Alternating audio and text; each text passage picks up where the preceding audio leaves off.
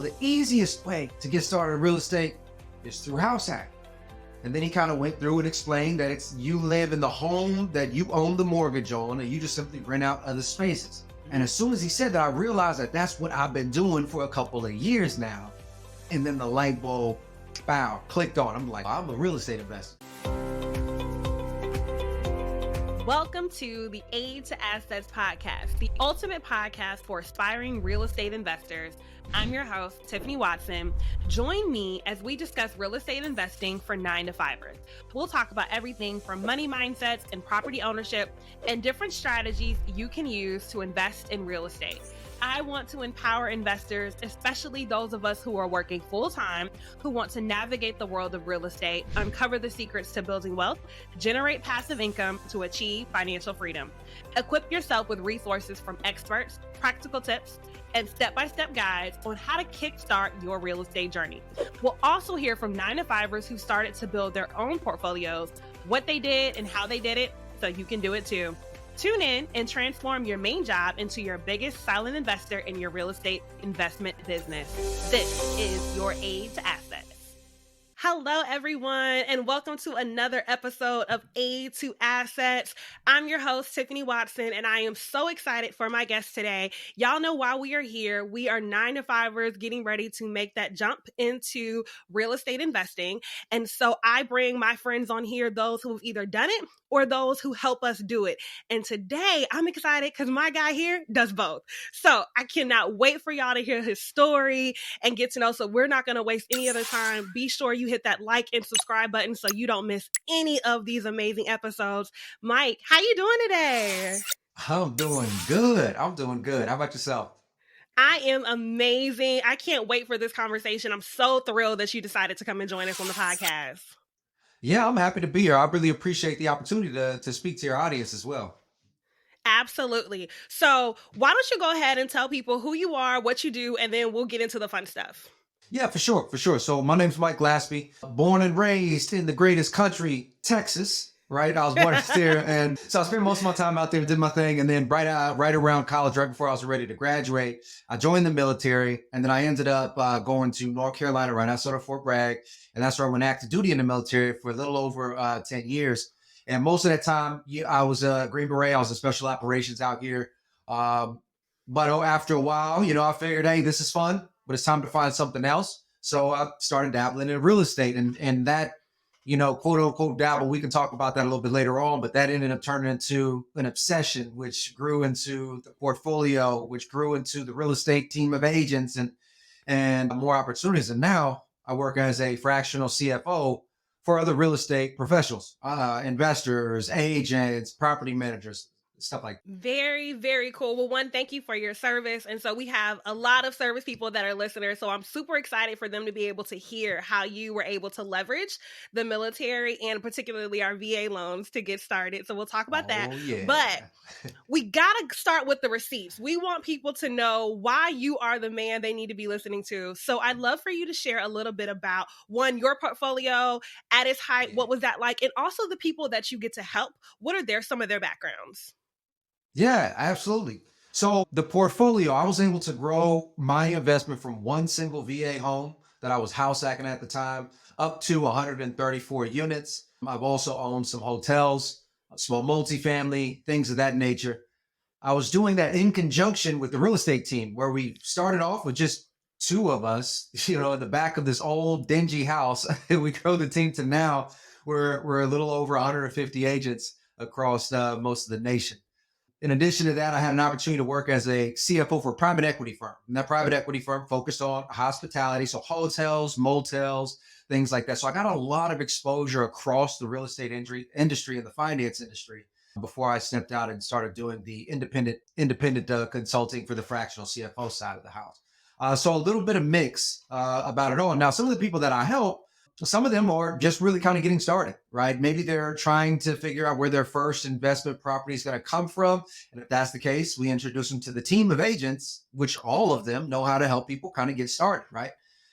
From there, once they're ready to scale up a little bit, then we start talking about what it means to control 5 doors versus 1 or 50 doors versus 5. And then after a while, they're going to keep scaling and growing their company. And then we help them over on the fractional CFO side. Now they're looking at the business finances and the overall metrics for how to scale and how to grow.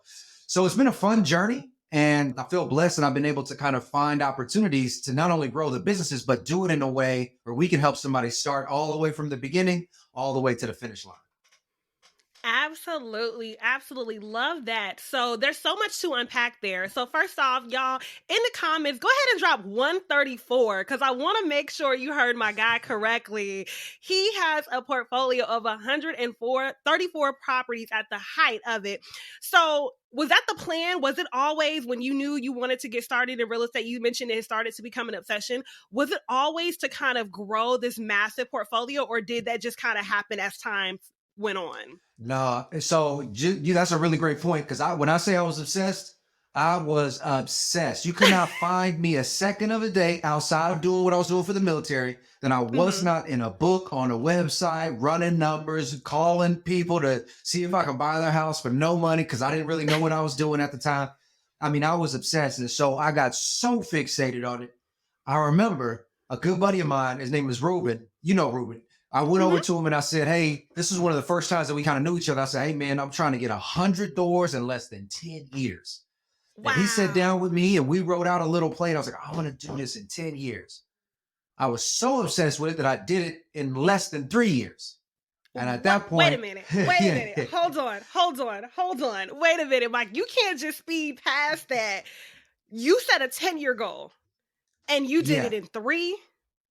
Yes. Wow. Talk about the power of intention. When we figure out exactly what we want to do, how much faster we're able to get it done. Okay, I'm sorry. Go ahead. Keep going. I want to make sure we didn't speed past that. No, I appreciate that because, when all of us tend to do this, but especially, I know an entrepreneurial journey, we set these big, lofty goals and we're like, we have to get to this number because we think that number equates to freedom, certain amount of money, or whatever the case is, right? Which is lessons learned there.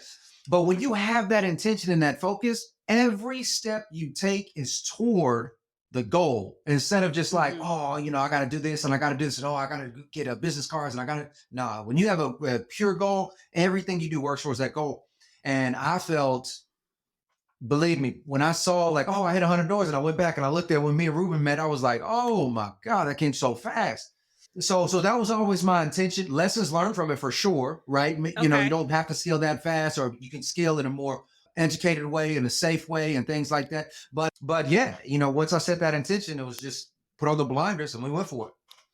Love it. So you mentioned that your first property, house hacking. Now, is this when you decided that you wanted to get into real estate investing, or did you just already have like roommates, or like what was that situation like? Yeah, so I had no idea what house hacking even was. I bought a house. I was a single soldier. I was like, look, I don't want to pay the mortgage by myself. Give me some roommates, right? And so I bounced around with roommates. I mean, we did all kinds of things. We had people come in on PCS orders, and then I have them stay with me, right, for lodging and everything under my company, and all these different things that we were doing. It wasn't until I had actually went to one of those 3-day real estate events or seminars or whatever. And by the time we were wrapping up, I remember the dude on stage, he said, the easiest way to get started in real estate is through house hacking. And then he kind of went through and explained that it's you live in the home that you own the mortgage on, and you just simply rent out other spaces. And as soon as he said that, I realized that that's what I've been doing for a couple of years now. And then the light bulb, clicked on. I'm like, I'm a real estate investor. So at that point in time, it just changed my whole mindset, and then we kind of went from there. Wow, the power of getting into the room and having somebody who you were already doing this, but you just didn't have the language, the identity of calling yourself an investor. And so getting into these rooms and getting that light bulb moment. So now you have this moment, you realize I'm an investor. Is this when you started studying? Like, talk to us about, you're still working full-time, Green Beret. That is no easy feat. So let's talk about the demand that you have as being in the military, but then also now stepping out onto this side endeavor. Yeah, so the military, just like many of us, when we're doing 9 to 5 period, there's a lot of time allocated to that. I mean, hell, even the travel time back and forth can add up depending on where we live, right? So because the military schedule was hectic, it was all over the place, my obsession really came in handy. So anytime I was driving into work, driving to a site for training, driving or whatever, I had a podcast on, right? I had an audio book on. Anytime I had off, hell, even if I had downtime in the military, I had a couple hours before the next thing, I'm running numbers. I'm on the website. I'm emailing people, setting up phone calls. I set up phone calls with attorneys, set up phone calls with bankers. And I went in there not knowing, just sounded purely ignorant, but I went in there with a ton of questions that were very directed, very purposeful. And I'd come out with the information. At least now I know when I find myself in that situation, and I know kind of the terms of what's going on, I know who I can call. And that's all I need. And so that helped me kind of really get through there. And by leaning on others, not just myself, but leaning on the specialty skills of the banker, the attorney, and so forth and so on, I was able to still do deals while I was active duty, right? While I was moving, while I was deployed, while I was whatever, because I had the right people in the right places. Wow, that's so good. Okay, so tell us so you have this mobile classroom, it sounds like. So you're on the go, or when you have a little extra time at work. What were some of the favorite podcasts, favorite books that you remember to this day that really impacted you to get moving? Absolutely. Got to give it up to Bigger Pockets. Got to get up to Bigger Pockets. They were one of the largest databases of just real estate knowledge of all kinds of stuff. You can listen to those products. At that time, this was way back then. It was probably, I think it was less than 200 episodes back then. And I listened to them all. Now there's like 500 or something like that. Yeah. But it's crazy. So that was a big one for me. And as I was studying, there were some other books by like Mark Ferguson, obviously the Rich Dad Poor Dad series. I was all into that. But after I started gaining the knowledge, I had to also put myself in the mindset of a business owner. So one of the books that still stick out to me to this day is The Compound Effect by Darren Hardy. Oh, it just talks about it's really right. It's such a good book. It just talks about how the little things you do add up. And one of the best, so everybody, most people have heard of the penny, right? You double the penny for 30 days and 31, it's worth like 6 million or something like that. But one of the things that he mentioned was just about 2 different lifestyle choices.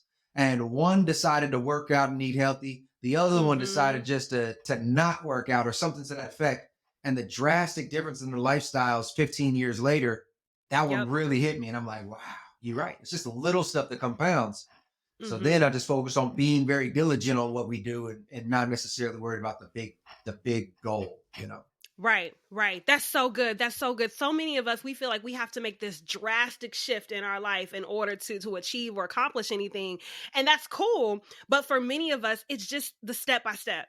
And we're still going to get a lot further 365 days later than we would if we didn't do anything at all. Or we tried to make this drastic step and then crash and burn, and then we're all the way back, or maybe even worse than when we started. Right. 100%. Okay, so now you mentioned that you were closing deals while you were deployed, which is crazy. So I know there are several investors who are thinking about out-of-state investing, and that kind of gives them a little bit of a pause because they're like, well, how do I know what to do, who to do it with, that sort of thing, especially if they're in a market that's more expensive. So how did that work? You closing deals while you are abroad? So it's all about having a team in place. But let me be clear. Not every deal was a good deal. All right. I've been burned. All right. Okay. I have been burned. I've lost a lot of money doing out-of-state deals. But the process of buying was because I just had the team there, right? I had somebody to walk the property, somebody to close it with the attorney, I had an agent to represent it. And really, if you think about it in the buying process, the buyer really doesn't do anything.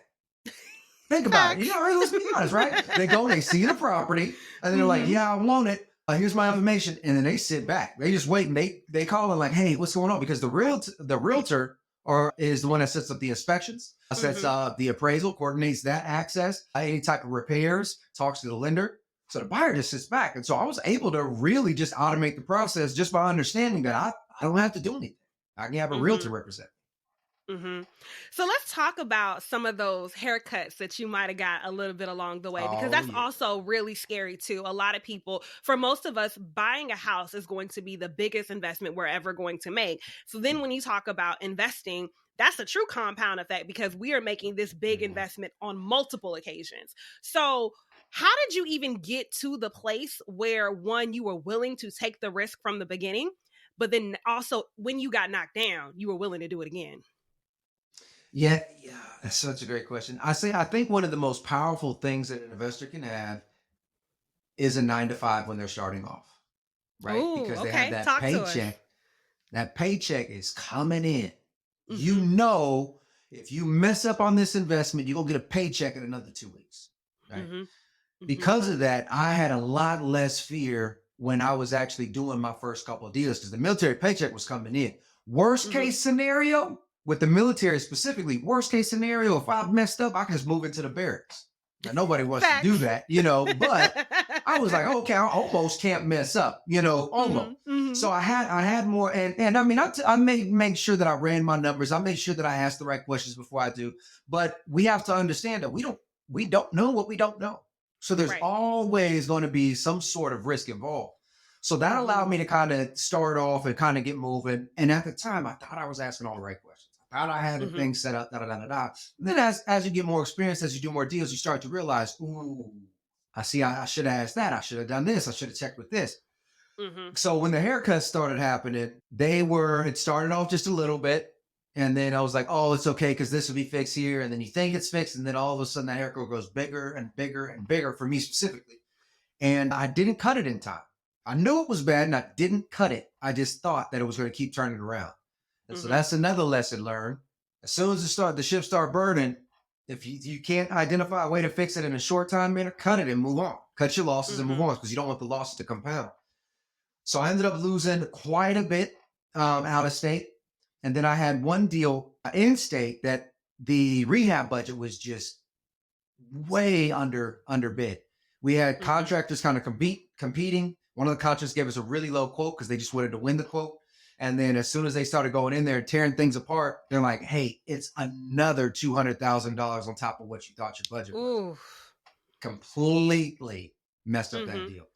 So Mm-hmm. there's some haircuts. But to answer your last question, what keeps you going on? Here's the thing, guys. We got one life to live, and we know the answer to grow and towards wealth and prosperity is through investing. It's not going to be through saving. So the way I look at it is I don't have another choice. You learn your Right. lessons and you move on. Mm. That's good. That's good. And then as we're going through and learning those lessons, we now are equipped with more experience. So we're not going to Right. hopefully make the same lesson, the same need to make the same lesson twice. We're going to learn from like you said, it 100%. may be a bigger lesson, but that's not Right. because you're making bigger deals. Because the way I look at it is think about this. Think about how much we're preached to go to college. And I'm sure Mm-hmm. many of your listeners probably went to college to maybe get some of their jobs that they currently have. We're willing Mm-hmm. to spend 150, 80,000, 70,000 on a college degree to get Mm-hmm. us a job that when we really look at the profit from the job to pay back those student loans or whatever else, it really ain't that good of an investment. Now, I'm not knocking a degree, but I'm saying it really ain't that good of an investment. So if we go out and we lose money on a deal, Mm-hmm. that's real world experience. That's like paying for college. School of Right. hard knocks. You really learn the lesson and you move on. That's the way I look at it. And then that way, losing the money doesn't feel as bad. It hurts, but it doesn't feel as bad because, hey, I'm going to pay for education one way or another. Right. Oh, that's so good. That's so good. We are going to pay for it. And then when you add on those interest rates for these school loans that we're paying back, so you're paying Right. for that education 2 and 3 times often. And Yes. so at least now you might have an asset to show for it. So talk to us Exactly. now a little bit, because one of the things that you mentioned a couple times is you were really running the numbers. It was important for you to know the numbers. So as a new investor, what does that mean? What numbers should they get familiar with? How do they determine that? Walk us through if you were training a new investor just getting started. Absolutely. So the way I look at anything and any investor should be a logical approach, not an emotional approach. Mm-hmm. Oftentimes, a lot of buyers come and say, I really want my first deal, or, oh, that's a nice house, nice neighborhood. I want to pay whatever I need to pay to get it. When Yep. that happens, we tend to lose track of what's the whole purpose of investing, right? Warren Buffett says the number one rule of investing is don't Never lose money. lose money. The number two rule is don't forget rule number one, right? Yeah. So when we look at numbers, first thing that we got to do, it depends if you're going to flip or you're going to rent or whatever the case is. But here's the concept of it all. How much money after we pay off everybody, taxes, commissions, any type of marketing fees, whatever, after we pay off everybody, how much money are we left with? Now, most people will say, yo, if I made 20,000 or 50,000, I'd be happy. Cool. I'm not knocking that. But here's the issue. A lot of times, newer investors and sometimes small business owners, they've done this once or twice. They're only looking at that 20 or 50. Mm-hmm. The key takeaway is numbers will always lie if you're only looking at one. You have to compare that 20 or 50,000 that you so-called earned to how much you put into it, right? That's Mm-hmm. that's it. That's the main perspective of investing. So if I made $1 million this year, a lot of people would be like, dang, he must have made it. He made $1 million. But if I had to spend exactly $1 million just to make my $1 million, then I profited nothing. Right. So every investment, we have to put in a significantly lower amount than we actually gain so that the Mm-hmm. return that we're looking at makes sense. So that's the Mm-hmm. first, and I think that is the biggest concept that I took away from it. And I find that challenges a lot of new investors and some small business owners too, because they don't truly grasp that concept. Mm-hmm. So let me just make sure that we are breaking this down for folks. So let's say we're talking about acquisition costs. So everything from down payment, closing costs, and that includes everything from appraisals and inspections and closing fees and all of that. So that's going to be my total acquisition cost. Then let's say if I'm going to do any rehab costs, making sure that I'm including both of that. So that's everything. I'm all into the property is my total investment. And then looking to see if I'm going to fix and flip. So if I'm doing that rehab and then I'm going to sell it again, how much am I going to make after commissions to the agent and after any of those taxes, fees, anything like that? Or if I'm going to hold it, how much am I going to make if I'm renting it out each month? Did I miss Yeah. anything? No, that's right on the money. And we can run through Okay. some examples if you need to, but that's it. That's it. That's the premise of it all. Okay. Now talk to us though, because there's going to be a significant difference where there's a lot of conversation online and everything right now. There's big appeal with fixing and flipping. HGTV gives us a run for our money and everybody thinks that they can do it. So why would someone not want to fix and flip if they can get that big paycheck at the end, potentially if they do it right, versus if they're just collecting monthly rents? So that's a great question. So ultimately, I say, what's your overall goal? All right. If your Mm-hmm. overall goal is cash flow, then we need to focus on rental acquisition. Right. There's some other investment strategies, but for the sake of conversation, we need to focus on rental properties. If our overall goal is, hey, I need $50,000 to pay for my child's college, or I need $50,000 to pay off my mama's house or my own house. Okay, well, flipping might get you to $50,000 a lot quicker. All right, so Mm-hmm. that's that. But also understand that with more reward comes more risk. At any time we do a flip, obviously the purchase is one. The inspection part is critical because if they miss something, that may change. And then, as we know, just cost of material change overnight. They really do. Mm-hmm. And Mm-hmm. as the contractor gets in there, they might find something. We got to throw something on there. Now that piece of equipment shot up by a certain percentage, and now you can blow your budget significantly. So with flipping, I like to say if you don't already have some sort of reserve that you could fall back on, you should probably stick to something more like wholesaling, where it really isn't capital intensive. You can build up some capital, and then once you have a decent nest egg, then you can start flipping from there.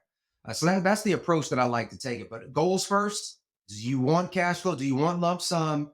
And then are you prepared to take the risk with flipping? Got it. Now, talk to us a little bit about wholesaling. For those who may not be as familiar with wholesaling, can you help them understand how that is going to be different? Yeah, absolutely. So a wholesale is when you put a property under contract. All right. So we're just going to talk through if me and you did it, Tiffany. So let's say I put a property under contract. Now, for whatever reason, I don't want to buy this property anymore. Right. Now I'm going to say, you know what? Instead of canceling this contract, I think I'm going to sell it to somebody else. Right. The contract is to buy this property. It's already binding. I'm just going to assign my rights over to you and I'm Mm-hmm. going to sell it to you. And so then you come in, you say, all right, well, look, you wanted this much.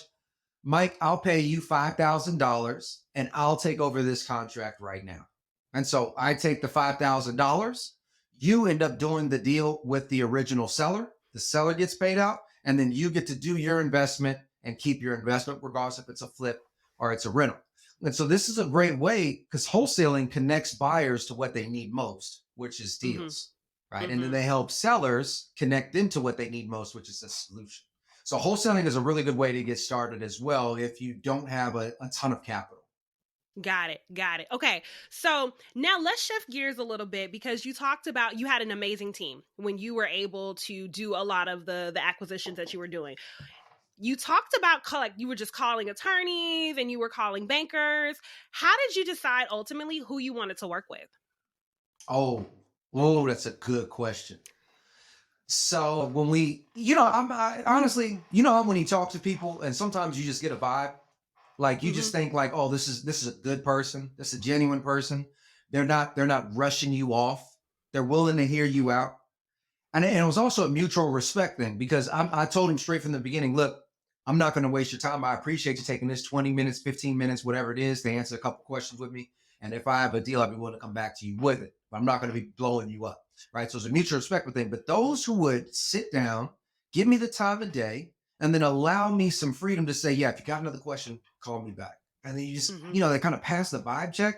That's what I look for. Because at the end of the day, like if I don't know some, I want to lean on somebody who will also take the time to teach me. That won't just kick me and be like, hey, too bad, you're on your own. All right. So that's honestly what I look for. And I interviewed a lot of different attorneys and so forth and so on.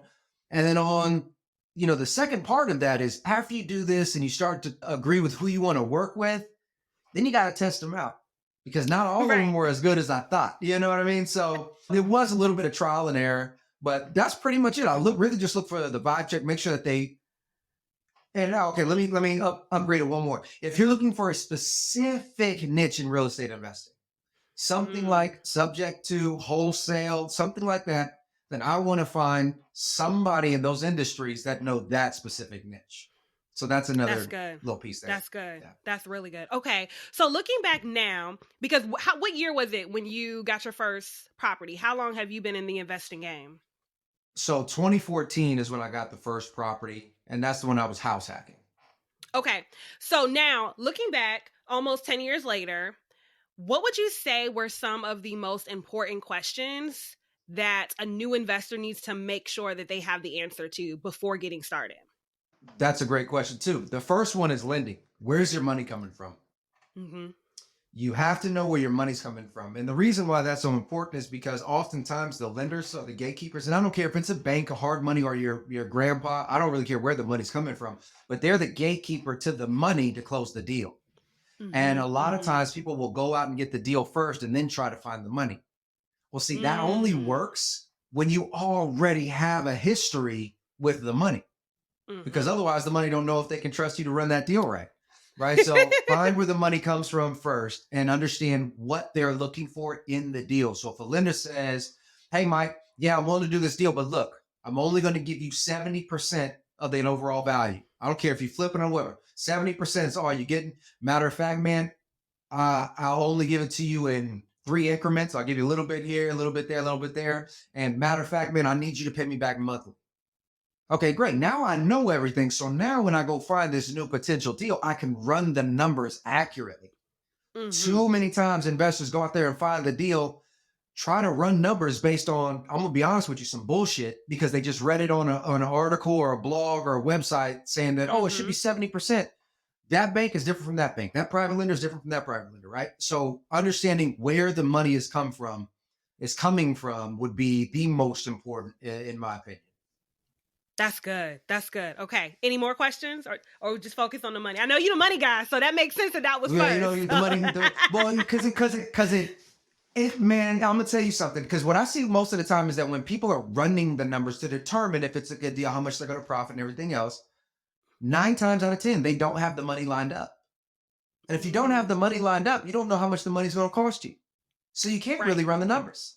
Right. You see what I'm Right. saying? That's so So good. that's That's really so why I want to good. stick on that because it just happens too much. It does. Okay. Okay. So let's do an example. I do want to take you up on an offer to do an example. Can you Let's do it. practice if we were I came to you and I said, Mike, I have no idea what I'm doing. I want to get into this real estate investing game.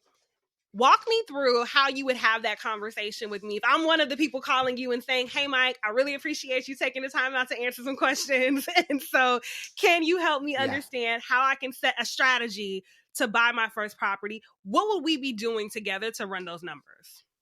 Absolutely. So the first thing I'm going to do is I'm going to ask all about you. I want to make sure that your goals are actually aligned. Your personal goals are aligned with your business goals, right? That's Okay. extremely important when we design this strategy. So let's just go for an example here. Are you looking for rentals? Or are you looking for big cash? Are you looking for cash flow or lump sums? Cash flow. Okay, so you're looking for cash flow. Cool. All right, so the biggest thing after we identify what you're looking for, we need to understand how much you need and why. A lot of people love to say, I need 20,000 a month, 10,000 a month. It's like, cool, but why? Like, what's it actually going Mm-hmm. to? Did you actually run the numbers to see how much you need to survive and blah, blah, blah, right? So just throw Okay. me out a number, how much that, for all of your living expenses, we'll throw in some travel, we'll throw in some this, but you've done the research on the numbers. How much money do you need a month? And you can just throw out anything. Let's say 5,000 a month. Okay, cool. Making it real So easy. now All the we're at basics are 5,000 a covered. month. Yeah, all the bases are covered at 5,000. That's a great spot because a lot of people that will change their lives. $5,000 a month will change people's lives completely. Mm-hmm. 160, right? Mm-hmm. So now we have the $5,000 a month. Now I'm going to go and I'm going to identify all of your current resources. By resources, I'm looking at what do you have? Investments? Do you have some sort of a retirement pension? Do you have a disability check? Do you got alimony? Do you got something that's contributing to his 5,000 a month? Right. Mm-hmm. And for the sake of it, let's just say you don't have anything. All right. Okay. So boom. So you still need the 5,000. It's like, all right, cool. If you did have something, all we got to do is subtract it. And then now it starts to become, oh, it's not 5,000. I just need 3,500 more, whatever the case is. All right. Now Okay. that we're here and we know that you want cash flow, now I'm going to ask you what seems more advantageous to you. Do you like the idea of having long-term rentals with a tenant that's in there for a long time? Or do you like the idea of having maybe something like a vacation rental, something short-term that, people move in and out, but it's a real experience? What lines up with your personality more? I'm going to go more safe and say long term. All right. So now we go long term. Now we got to look at, all right, so what does that mean for us? If we go long term and let's just say $200 a door in cash flow is what we get on a typical long term in your market, because you got to run your numbers in your market. So you'll know this Mm-hmm. number. And then we do this exercise here. We go 5,000 divided by 200. That means we would need 25 rental properties in order to meet your goal. Right. Okay. Now, this can be dissected in so many ways because if you came back and said, hey, look, I actually wouldn't mind having 2 rentals that were vacation rentals or something like that. Okay, change the game. All right, cool. But right now we're going to focus on 25. All right, so 25. Now we're going to look at you have a W-9 or a W-2 job, a 9 to 5. I'm going to ask you, how many homes do you currently own right now? Right. 1. And then 1. Let's say all 1. Right, cool. My primary house. All right. And it's your primary. Great.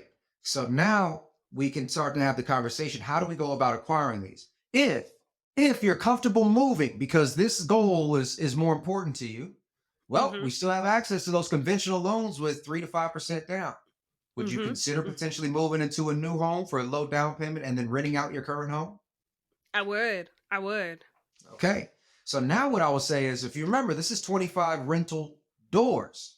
So now I would ask you, would you be willing, right, to move into another home that's potentially a 2, a 3, or a 4 unit, and then you rent out your personal, your prior one. All right. So if we just did that right there and we got a 4-door, obviously it's dependent on market, but just bear with me here. That means in one move, you now have 3 doors. You only need 22 more. And that was in 1 year. So now what do? The following year, we try to do it again. Right? We try to do it again because we're looking for the ways that we can do it as cost effective as possible. It's low down payments, down payment assistance, whatever we can find. In the meantime, as these debts are being covered, now we're going to be moving money to the side as true down payments for some more properties. All right. Now, depending on your risk level, are you willing to put in a little bit of rehab on some of your future projects? Let's try it. Let's do a little bit. Not a full gut. Let's do a little bit. Okay. So a little bit of lipstick. All right, cool. So now what we can do is probably find cheaper properties. All right, cheaper properties that need some lipstick. We could probably get it at a decent price. And then as we start to accumulate these properties, remember, we're starting to get equity. If you get the cheaper properties and put some lipstick on it, well, now you may potentially be able to force some equity. And then what do? We refinance the entire rental portfolio into a commercial loan that takes it completely off of your personal credit history. And now you can start the play over again. Say that again. I need you to run that back, Mike. You got to run that back for the people. Yes. The biggest thing is once you have that portfolio of rental properties and you have enough equity built in it, which doesn't really take long, especially if you're forcing that equity. You're going to take all of those properties and take it to a bank, and you're going to refinance all of them under what is called a commercial or a business real estate loan, something that belongs to an LLC, which is going to remove that from your personal debt to income. It's no longer going to actually be sitting on your credit. Then you get to start this process all the way over again. Now you got a brand new lease. Keep going. Hey y'all, Tiffany here. Are you looking to purchase or sell real estate? As you know, I'm your aid to assets, and I want to help you with all of your real estate endeavors. Whether you're local here like me in the Fayetteville, North Carolina area, I can then help you purchase or sell your next property. If you're looking to purchase or sell outside of North Carolina, let me know too. I can still help you. I have a team of agents all over the country that I can connect you with to partner on your next deal. Let's get to the closing table, y'all. We buy our way to wealth, whether that's buying right or selling better. Can't wait to hear from you. Click on the link in the bio if you want more information on how to personally work with me or an agent on my team. Talk to you soon. I hope y'all are hearing this. I hope y'all are hearing this free game because listen, people pay my good money for this information, this strategy. But a couple things that I want to make sure that doesn't go over people's heads is one, every question that Mike asked me, I had an answer to. Now, granted, we're making up the scenario, but it's really just me asking questions to myself or having someone that has that knowledge and experience asking me questions and me sitting down and reflecting about what it is that I want and what am I willing to do. That's all it is. What do you want and what are you willing to do to get it? Having that time of reflection is so important as an investor because there is no rule book to this. There's so many ways to be a real estate investor. There's so many ways to make money. Your situation is going to be so unique to you. You have to do the work for yourself. No one can do this for you. Second thing is that put commercial loan in the chat. In the chat, I need you to say refinance into commercial loan. I'm gonna be honest with y'all. I've never heard that before. I have never heard anyone say that before. Once you have this portfolio, you have a business. This is why we say aid to assets because you are buying income. You are buying a real estate business. And so you're then able to refinance into a commercial loan, get all of that debt. So many of y'all asked me about credit reports and credit scores. We had our people on here to talk about that. We're worried about how does this work? Mike just gave you the play. Okay, I'm sorry. Keep going. This is good. This is so good. I'm glad. This is the stuff that I really enjoy here. I mean, I love taking it to this level because even after this, guys, the play continues, right? The play continues. With owning investment real estate, we also get something called depreciation, which means that the properties technically are losing value on paper, which reduces our taxable income down every single year. So think about this. We're increasing our rental or our income and our cash flow. All right. We're increasing our equity, right? That's building up our net worth. We can refinance properties, all that other stuff. Equity has a play there. We'll touch on that. And we're decreasing our taxes, right? So now as we're making money, more of that money is actually tax-free.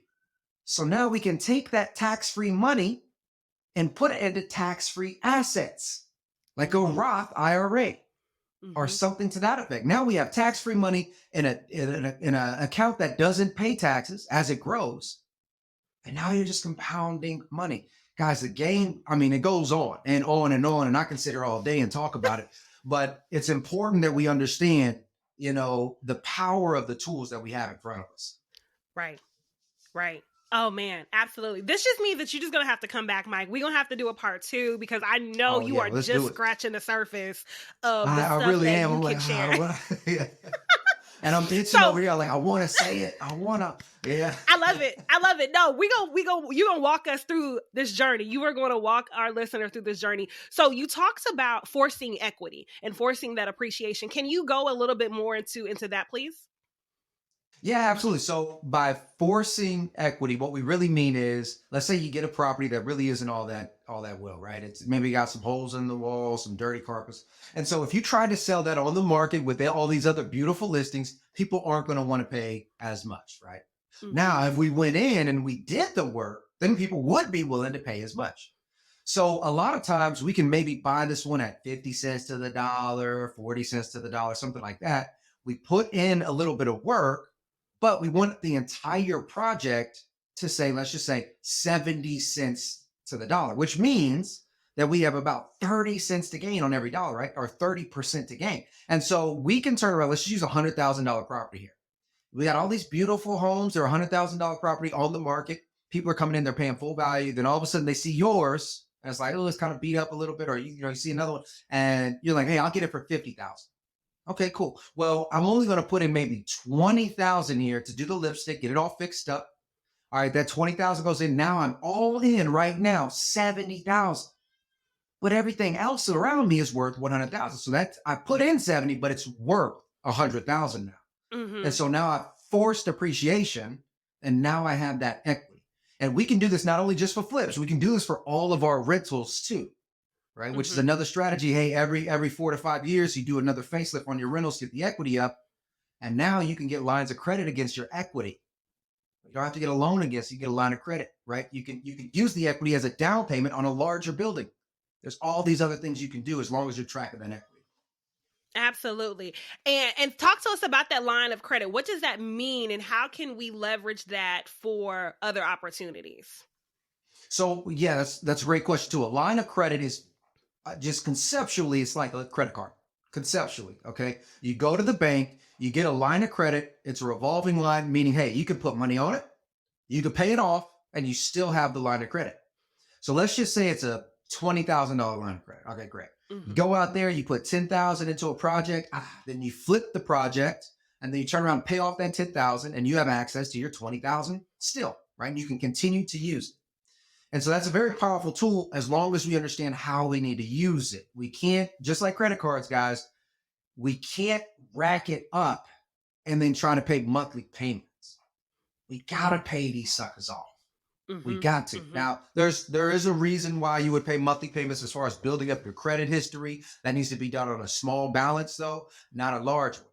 The biggest difference between credit cards and a line of credit is a credit card's average APR annual, the interest rate on it is between 19 and 26%, somewhere around there. Whereas a line of credit, in most cases, are going to be somewhere around 8 to 10%. Huge difference. Huge difference. Huge difference. Saves you so much money. And I love the fact that a lot of people, one, it sounds like the barrier of entry is just getting in. Once you get in and you get that first property under your belt, there's so much available to you that you can do. It's just getting started. People just getting the conviction, getting over the fear, the anxiety, whatever the feeling may be, and just going for one. And then you can easily navigate. It sounds like one is the hardest one to get, and 2 and 3 afterwards, it just makes it a lot different.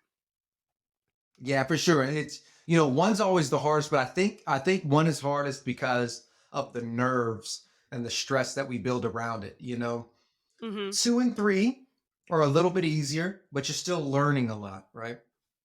Once we have a system in place, hey, I like the property, I run the numbers, I put in the offer with my realtor, my team comes in, my property manager rents it out. Something to that effect. It's a process now. Once you have the process, things become a lot easier. Love it. Love it. Okay. So now we're scaling. So talk to us, because I imagine to go from one property to 134, there has to be some significant mindset work, especially not just in the fact of how do I get these properties, but you are truly managing a full-on estate, like a business. What was that process like for you as you took that journey? And then you only did it in 3 years. So you didn't have the gift of time to help you build that skill set, that strength, that confidence. So what was that like for you? I do feel really blessed that I had the experience in the military that I had because it further groomed me. Now I've always been kind of, self-sufficient, even as a kid, right? I'm like, hey, I hear you, but I'm gonna do it my way, type of thing. But the military really groomed me into understanding how to look at things strategically, how to ask the right questions, and how to problem solve, and how to put all Mm-hmm. the pieces together to get to the end objective. So that helped out a lot as I was putting together the business. I understood the functions of a business, right? You have marketing, sales, operations, and finance. I understood that part very clearly. And so as I put in all the systems in place, things just kind of evolved. Now, did I figure it out all by myself? Absolutely not. I continue to reach out to people, even to this day, that have done things that I'm looking to accomplish, right? In my Mm-hmm. professional career, in my personal life, or whatever the case is. And I'm always seeking more advice. So I'm steady reading, I'm listening to podcasts. It's just different podcasts now. It's more Mm-hmm. about the business, right? How do you sell a business? How do you, all of this other good stuff.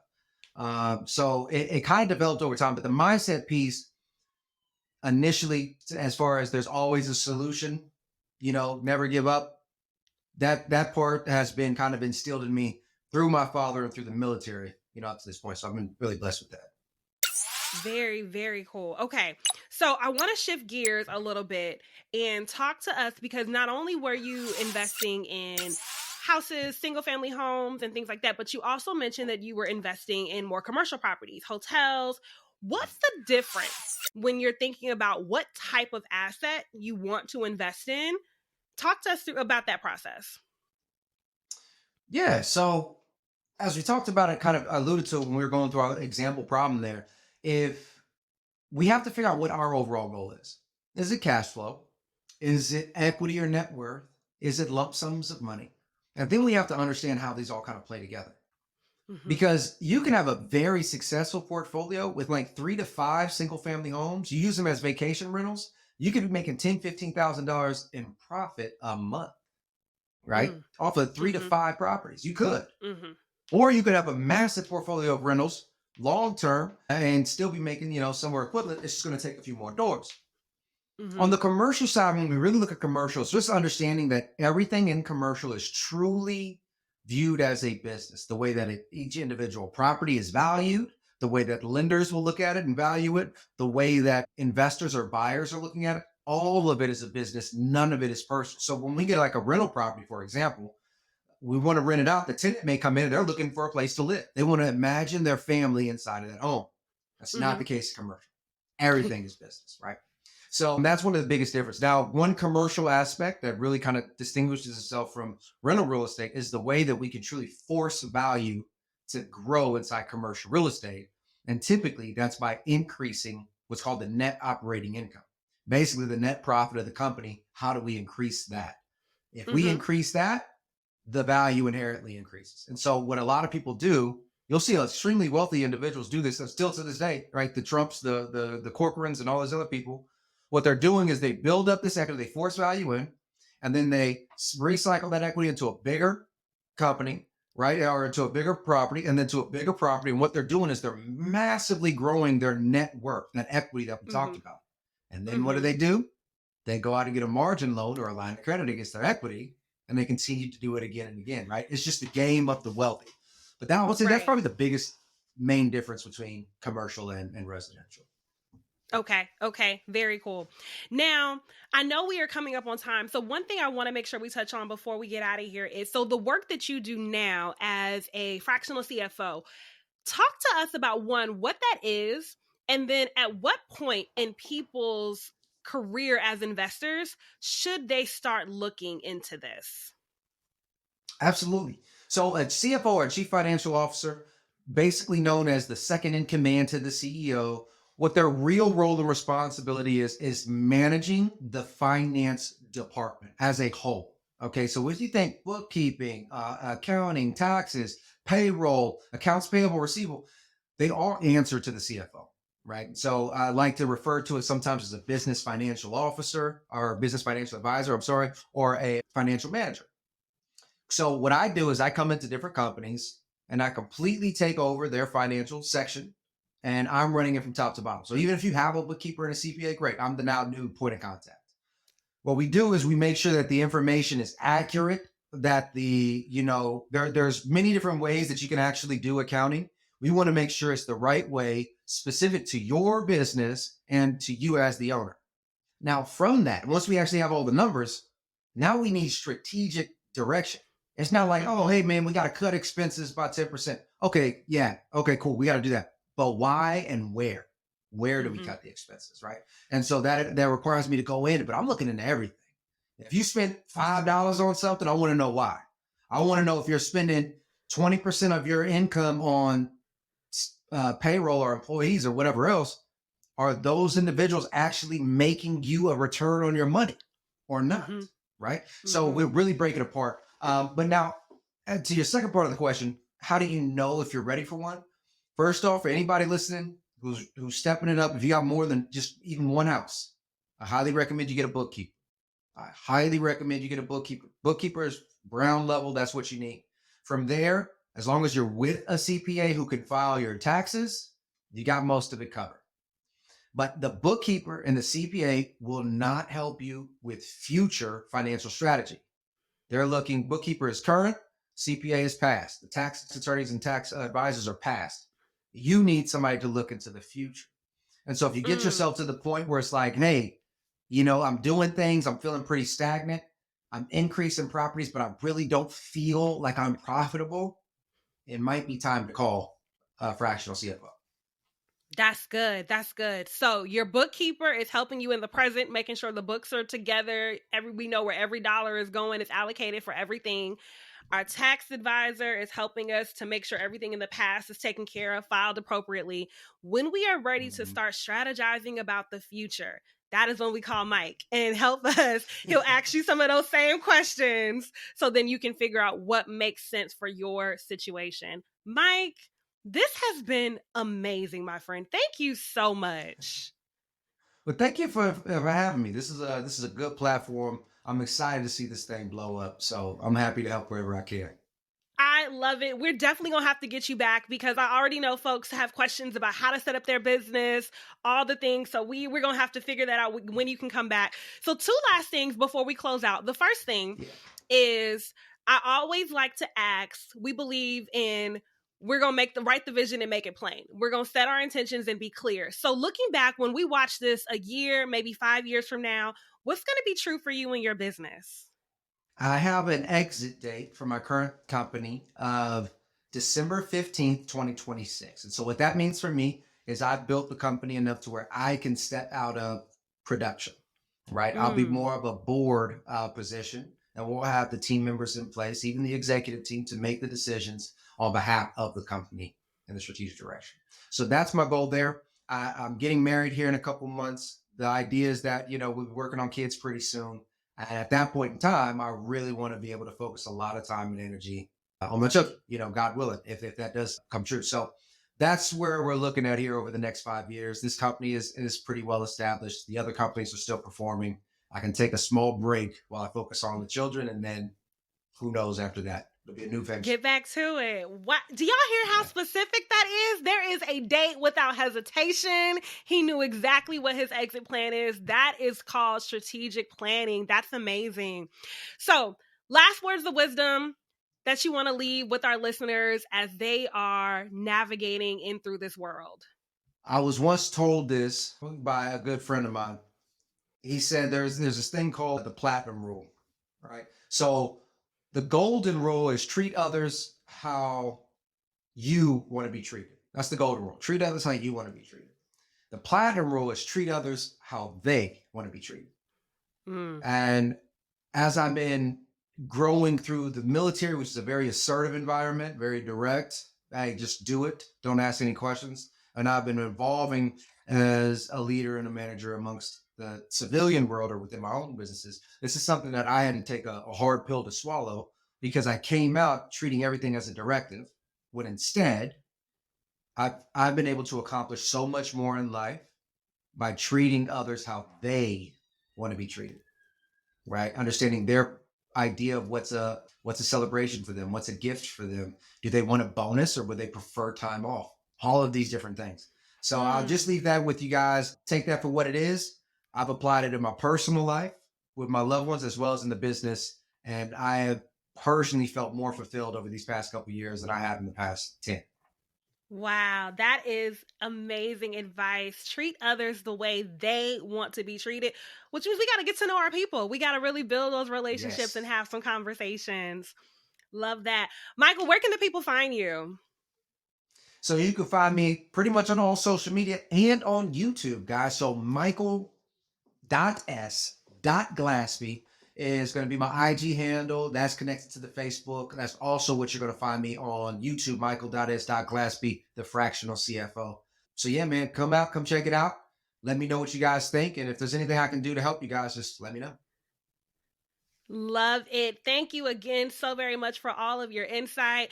All of Mike's details will be in the caption so you can follow him across all social medias. Check out his YouTube channel. I watch it on a regular basis.